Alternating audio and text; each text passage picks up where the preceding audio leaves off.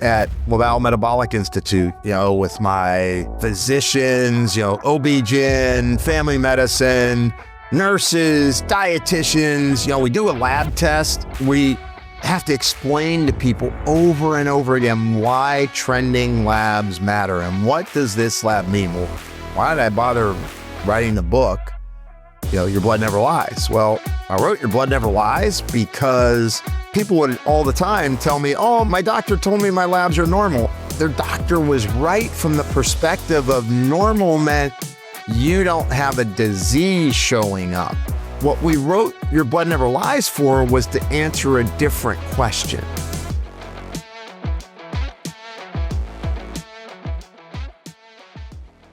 And the question was, well, how far are you away from being well? And how can you manage your health to keep your labs in a good place where you identify optimal values and what lifestyle changes you can make, what nutrients you could take in order to keep those ranges either where they're at or to move them back away from the edge of normal, move them back into an ideal range. That book has been wildly popular over the years, and I'm actually getting ready to do a rewrite on it.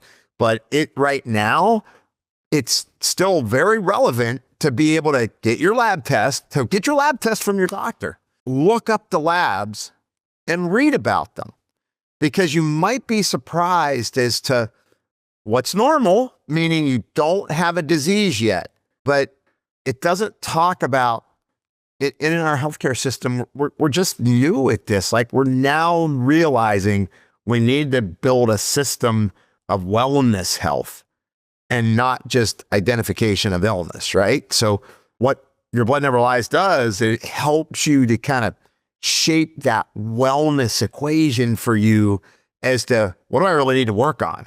What labs are the most far off and what can I do about it? When the publisher asked me to write it, I thought, oh God, this is going to take forever. Turns out it's probably one of the most important books I've written, because a lot of healthcare providers, as well as consumers, have communicated with me that it really changed the way they looked at their health by being able to read about their blood.